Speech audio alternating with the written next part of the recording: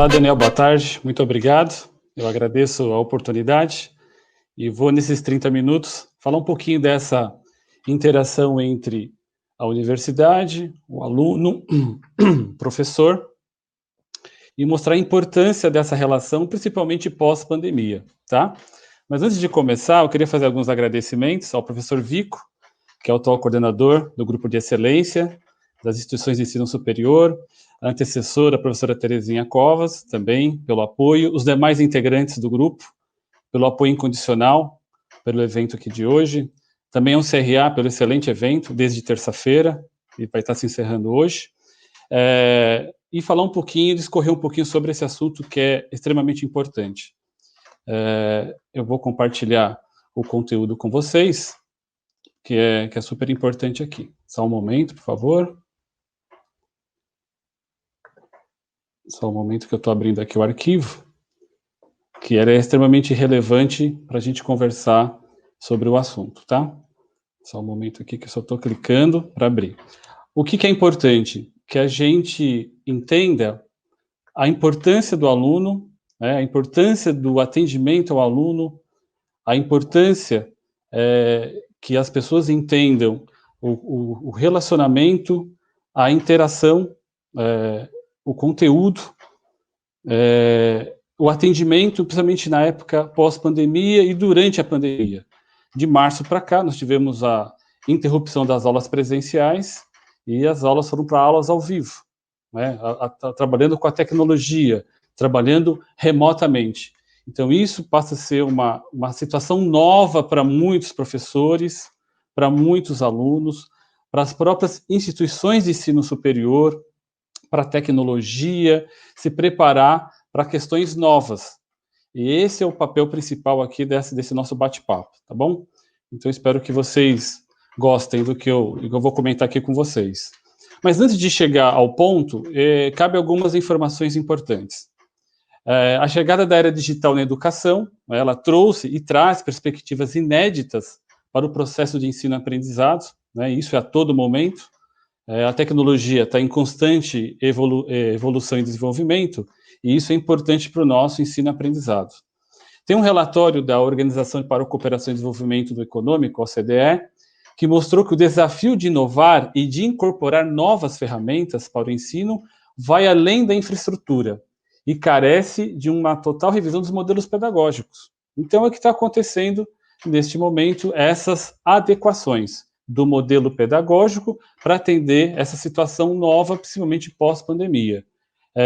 Usar a tecnologia para ensino não é algo tão novo, mas o modelo que foi usado por conta das interrupções das aulas presenciais, sim, houve uma nova adequação, houve uma preparação, houve uma mudança, e aí o ser humano tem que se adequar a essa nova realidade. O home office, o não deslocamento presencial para estudar na sala de aula, a preparação do professor, a preparação dos profissionais, das áreas administrativas, o corpo diretivo das instituições de ensino superior, se ela é pública ou privada, não importa, houve uma nova adequação. E aí, um outro ponto que é importante comentar, para que a inteligência artificial cause real impacto na educação, é preciso muita inteligência humana. Então, o que ele quer dizer com isso? Não adianta eu chegar aqui com a melhor tecnologia do mundo se eu não fizer uma adequação do modelo pedagógico, se eu não explicar o que vai ser feito, como vai ser feito, para atingir lá no ponto final, que é o aluno entendendo a aula, entendendo o contexto, entendendo a informação. É esse sentido que nós temos que entender no uso da tecnologia. Então, muitas pessoas ficam acanhadas, vai usar software, vai usar ferramentas tecnológicas. Sim, serão usadas, por conta da tecnologia, que é o normal do nosso cotidiano. Porém, o que nós precisamos? Da inteligência humana trabalhando para atender às expectativas, que é passar todo o modelo pedagógico, passar todo o conhecimento, gerar interatividade entre aluno e professor, entre aluno e universidade, entre aluno e faculdade, para que a própria sociedade evolua, tá? Então, isso é muito importante, tá? Então, ele fala sobre isso, dando um sentido prático aos conteúdos aprendidos, com auxílio da tecnologia, tá? Sendo na escola ou fora dela, porque essa prática que você aprende, você acaba usando fora, tá? Então, isso é muito importante. E aí cabe dois pensamentos aqui que eu acho que vale relatar na nossa conversa. O diretor de divisão da OCDE, o Andreas, ele coloca o seguinte: os docentes precisam ser os protagonistas dessa mudança. Então, os docentes são os protagonistas, porque eles são o elo de ligação entre a instituição e o aluno, com o uso da tecnologia, e não apenas implantadores de softwares. Tá? Se isso não acontecer, colocar a tecnologia na frente dos alunos não vai fazer muita diferença, o aluno vai ficar perdido, e não vai evoluir e vai se desmotivar. Então, esse é um ponto extremamente importante. Outro ponto importante, o grande desafio é fazer o professor mediador de conteúdos. Então, o professor é o mediador de conteúdos usando a tecnologia.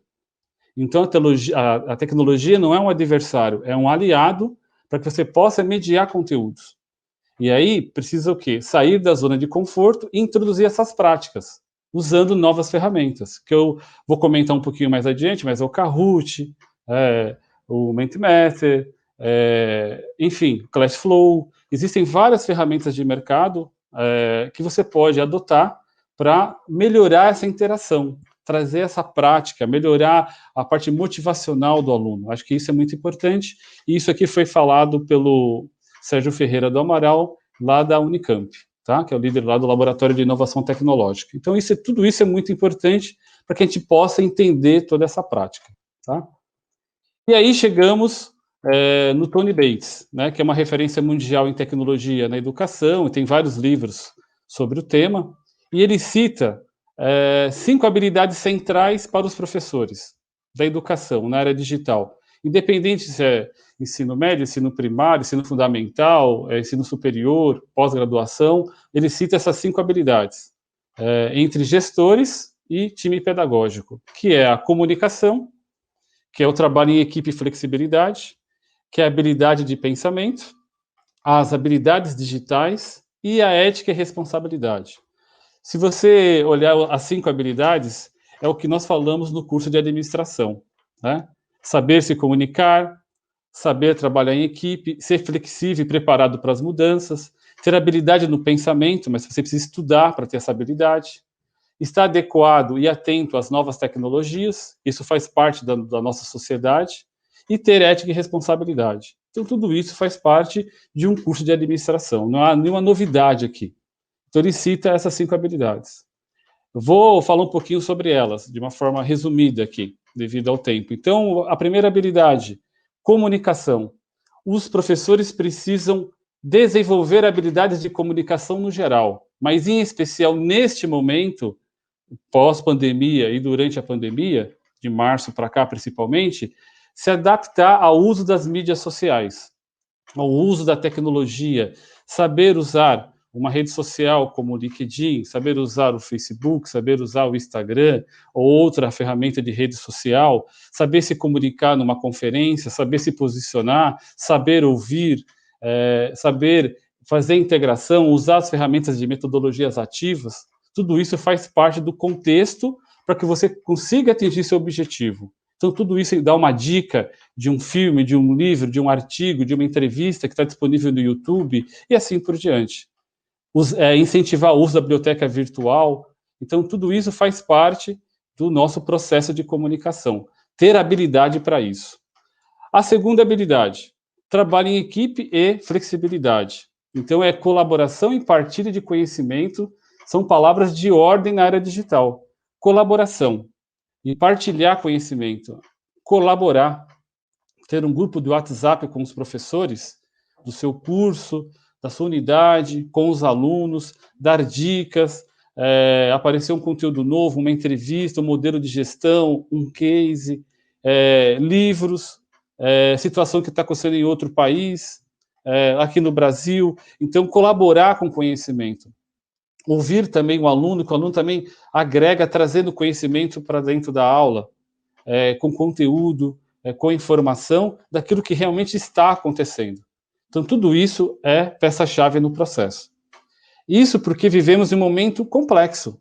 Tudo o que aconteceu de março para cá foram novidades para muitas instituições, não só na área da educação, Isso de uma maneira geral na área de negócios, tanto na esfera privada quanto na esfera pública. E isso causou impactos, né, com várias situações negativas, como aumento do desemprego, problema na economia, que agora, gradativamente, a própria sociedade vai se recuperando.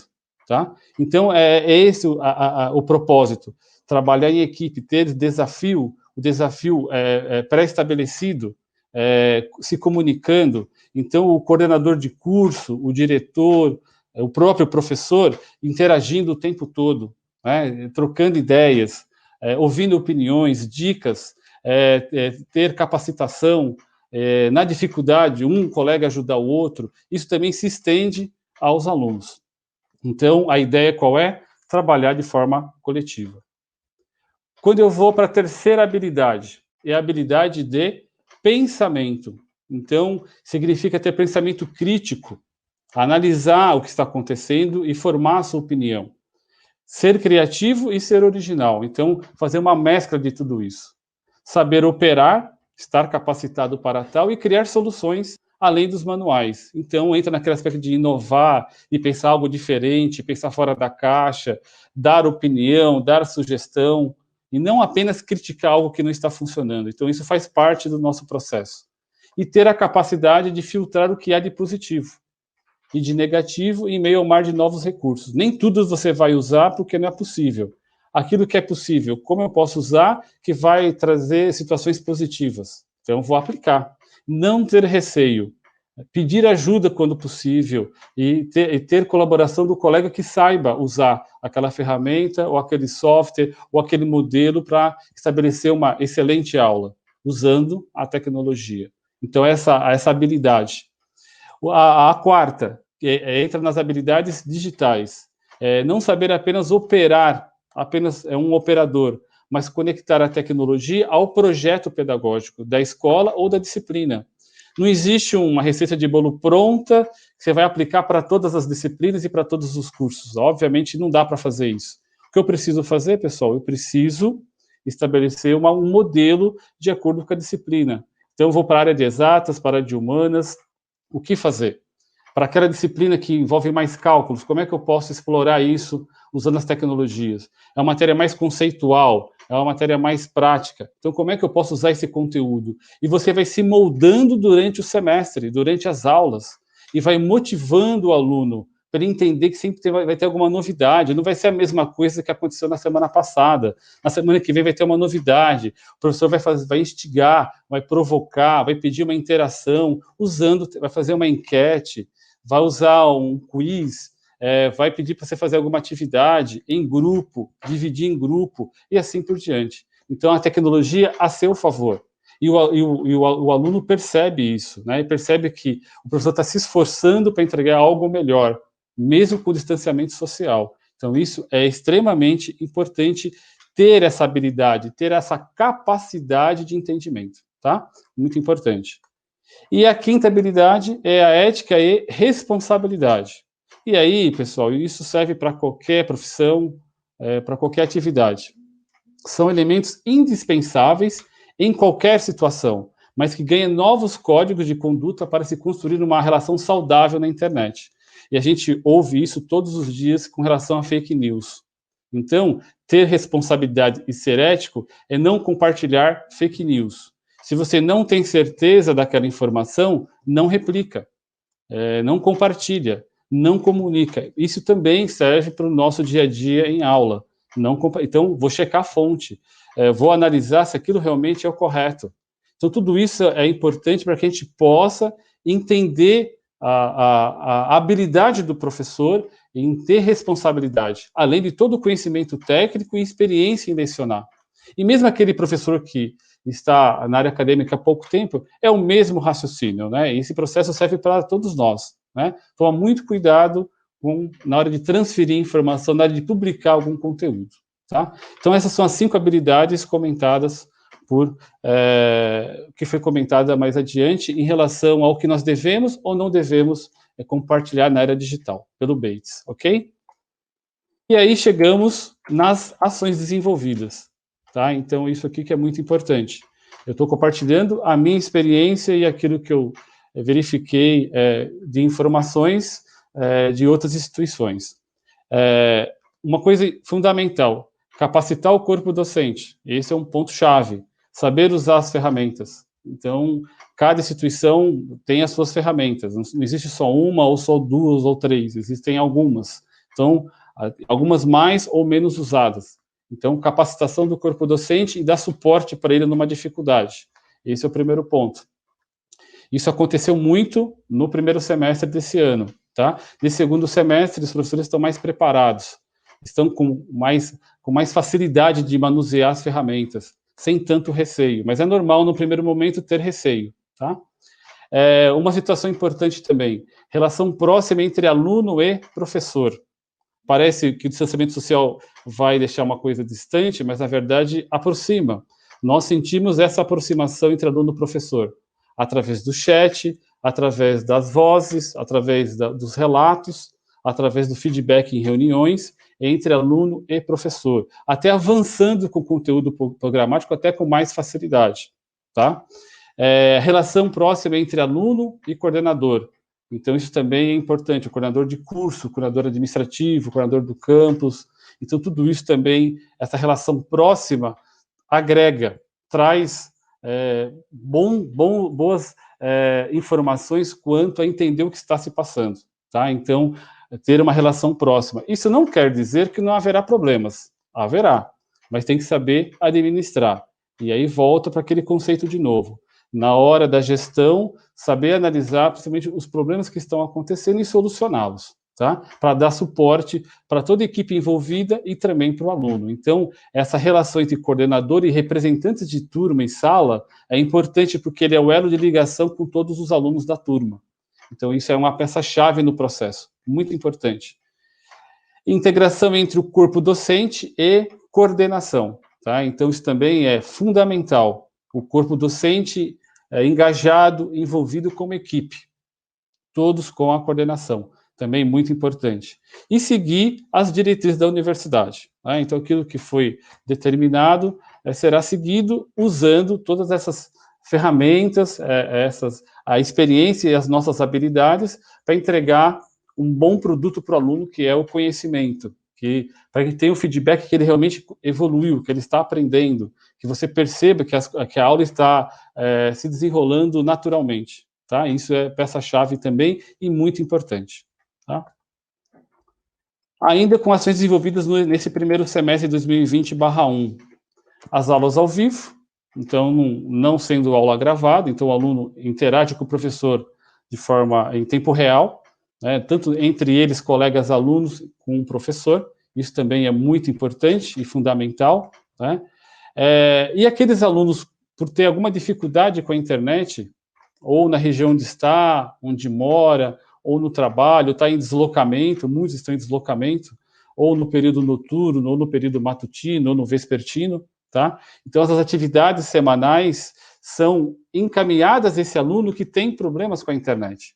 Então, aquele que corriqueiramente tem dificuldade, ele não vai ficar sem ter informação. Ele vai receber o material da universidade e vai também receber o material do professor, justamente porque ele faça um acompanhamento do que se passou naquela semana ou naquela aula.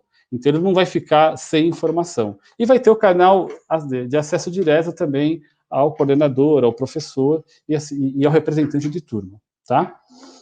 Acompanhamento e feedback semanal durante o semestre letivo dos professores e alunos, isso é fundamental. E o coordenador de curso vai ter que estar administrando isso, acompanhando todas as disciplinas, todos os professores, conversando com os representantes. Então, essa gestão tem que funcionar, para que as coisas caminhem de uma forma natural e atinjam o objetivo, tá? Que é o cumprimento do conteúdo dessas disciplinas.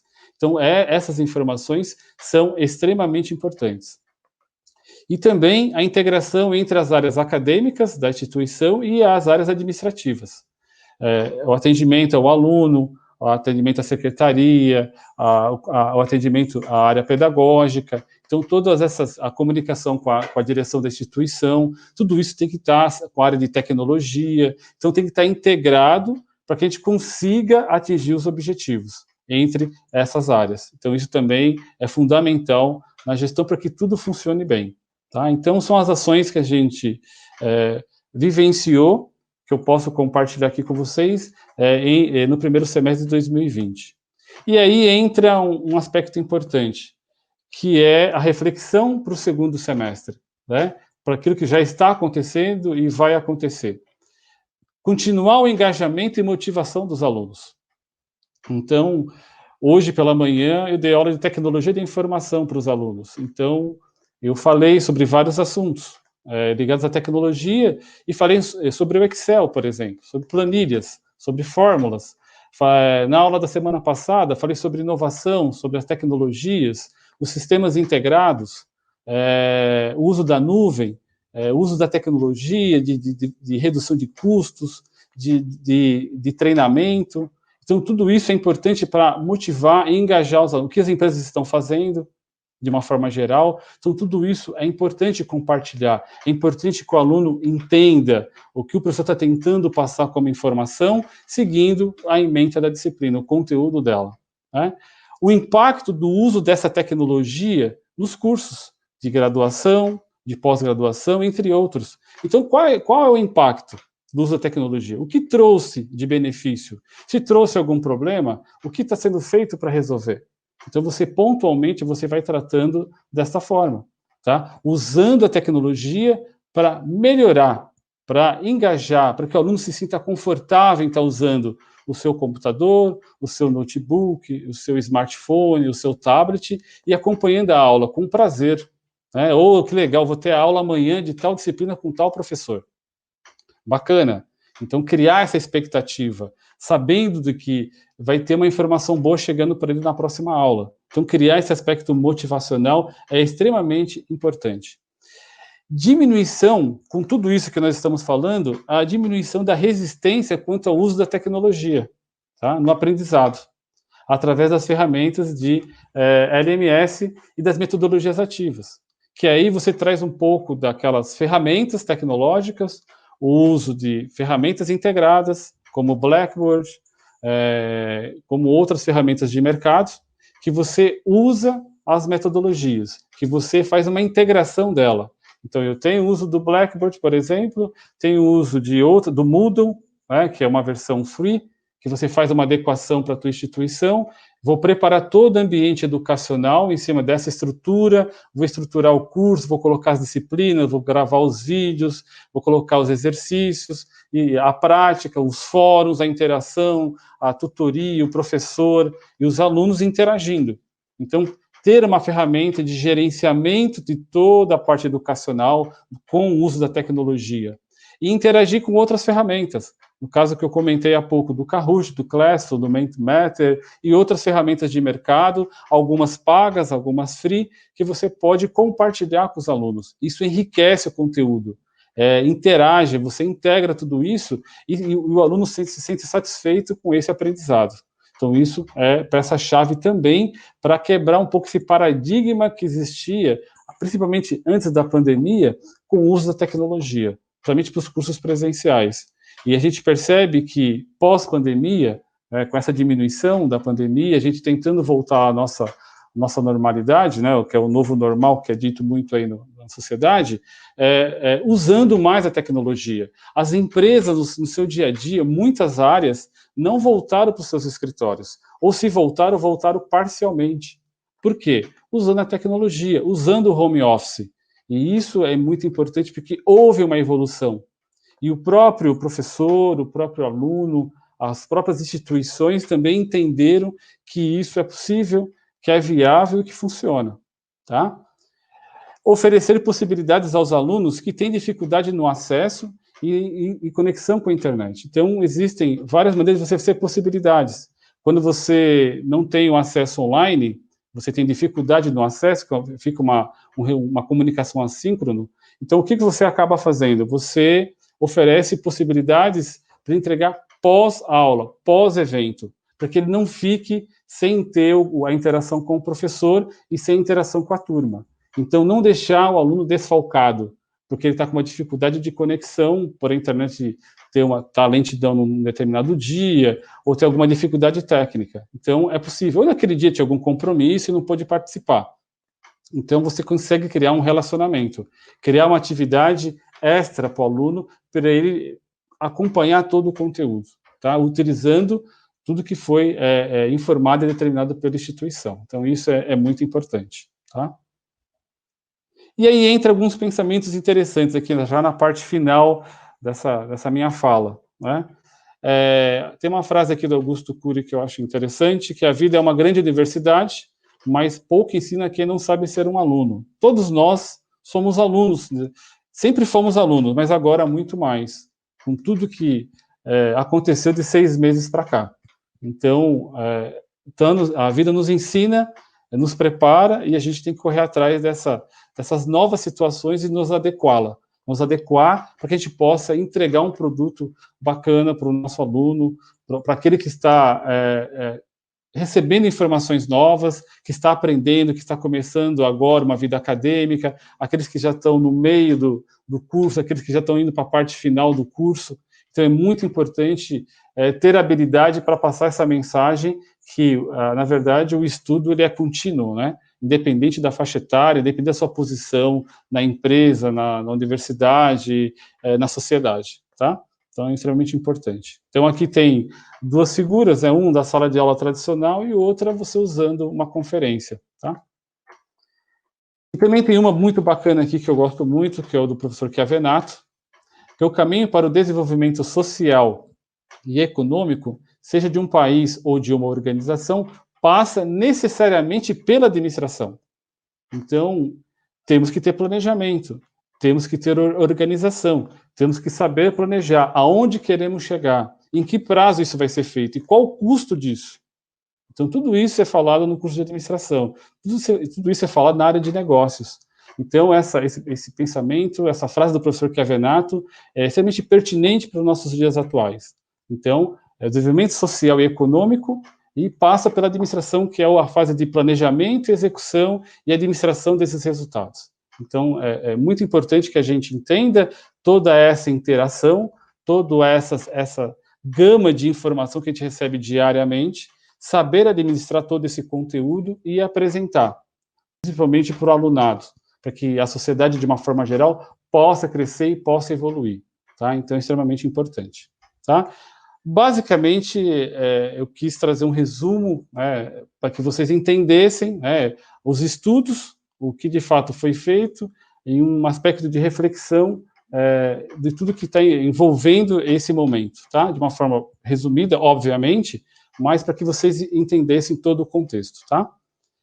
Basicamente é isso. Eu deixo aqui o agradecimento, né? E aqui tem o meu contato. Daniel, a minha fase de apresentação que eu gostaria de discorrer para o pessoal está finalizada e fico à disposição. Vamos lá, Robson, vamos lá. Antes de passar para as perguntas aqui da audiência, queria, só para a gente dar uma continuidade no que você vinha dizendo, é praticamente um ponto pacífico na questão do ensino à distância, que ele requer muito mais comprometimento e iniciativa do aluno do que a modalidade presencial, né? Trata-se de algo que tem que partir do aluno também, né? Você acha, né, na sua visão, o aluno médio brasileiro ele já está pronto para esse tipo de ensino à distância, onde o comprometimento dele é mais importante do que na modalidade presencial? Estar pronto, eu não diria, né? Ele tem que ter uma preparação, e isso começa lá do ensino fundamental. Se você for analisar hoje, principalmente nas privadas, mas na escola pública também, existe um movimento forte de uso da internet para várias situações, exercícios, lições, conteúdos para aprimoramento. A dificuldade, Daniel, é justamente um pouco de infraestrutura, a condição financeira, não ter uma internet liberada para a população que não pode pagar um acesso à internet. Existem alguns aspectos de infraestrutura que acabam impactando. Mas se eu disser para você que o corpo docente, independente do nível do que o aluno está, se é fundamental, se é ensino médio, se é superior, dá para fazer? Dá. Capacitando o professor, preparando o professor, tendo as ferramentas nós temos. Capacitação é possível de você fazer. Aí entra uma parte de infraestrutura, dar condições para esse aluno, para que ele possa ter um mínimo de estrutura, para que ele possa receber essa informação, principalmente aqueles que não têm condições de pagar uma internet, por exemplo, e ter um pacote de dados no teu smartphone. Aí entra essas dificuldades, entendeu? Que aí tem uma parte de uma esfera pública que teria que trabalhar um pouco melhor essa situação, tá? Perfeito, Robson, perfeito, respondido. Robson, a Luciana Helena Pisinato, ela pergunta: o que fazer para termos maior interação dos alunos durante as aulas? EAD, né? Claro. Existe uma coisa importante, Daniel, a ser falada aí, tá? Você tem a modalidade EAD, que é o ensino à distância, né? E você tem as aulas presenciais, que elas continuam sendo aulas ao vivo. Então, porque o EAD tradicional é aquele material gravado, que o professor grava uma aula com conteúdo, e depois ele assiste o momento que ele achar oportuno, e tem os prazos para fazer as atividades. Aí tem interação, em alguns momentos, em tempo real, com o tutor ou com o professor, mas não a todo momento. Esse modelo que está sendo colocado aqui, o aluno continua tendo aula ao vivo com o professor, como se estivesse na sala de aula.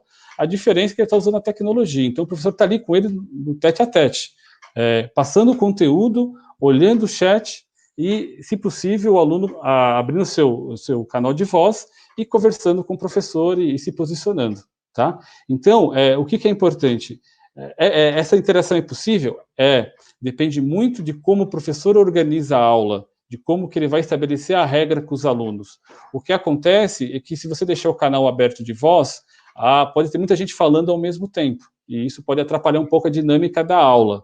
Então, o que normalmente é feito? Você deixa o chat como um canal aberto, e o professor vai interagindo com os alunos. A cada 10, 15 minutos de aula, ou a cada 5 minutos, ou após a aula, na parte final da aula, faltando 10 minutos para encerrar o tempo, ele abre para perguntas e responde todas as perguntas colocadas no chat, e aí o professor estabelece um modelo da sua aula.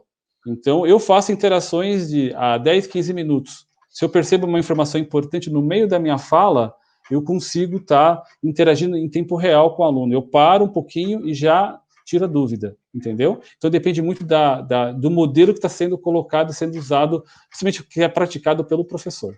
Tá? Legal. Robson, e na sua opinião, no cenário pós-pandemia, né, estabilizado, seja a solução que for, que seja dada, com um cenário de normalidade, você acredita que as instituições de ensino devem migrar para um cenário, para uma modalidade híbrida? Vai ser preferencialmente EAD, ou voltamos a um cenário inicial onde a grande maioria ainda era presencial? Eu entendo, voltando à normalidade, vai ficar a modalidade híbrida, né? Até que, por quê? Porque você consegue atingir os seus objetivos usando o modelo. Tem disciplinas, cursos que exigem uma parte prática, sem dúvida. Aí tem que estabelecer a parte prática, não dá para fazer nesse modelo. Mas existem disciplinas que é possível interagir exatamente dentro desse modelo. Por que eu estou dizendo isso, Daniel? Que é a modalidade híbrida. Você tem hoje uma situação do presencial e do EAD. Na verdade, nós estamos falando hoje de apenas um modelo, que é o modelo híbrido, que é a mescla dos dois. Aí vai de acordo com o curso, com o escolhido, com o modelo, de como é que você vai estabelecer a prática pedagógica. Mas, na verdade, nós estamos com apenas um modelo, que é o híbrido, que é a junção do presencial com o EAD. Só que esse EAD é algo em tempo real, não é aquilo gravado. É o híbrido. E você também vai ter algo gravado, que é o EAD, sendo integrado nesse modelo. Você vai ter as três situações num modelo só, que é o híbrido. Lembrando que, para curso superior, o MEC, de acordo com a portaria de 2019, permite até 40% na modalidade EAD. Tá? Então, tudo dentro da legislação. Então, isso é muito importante comentar também para cursos superiores, tá bom?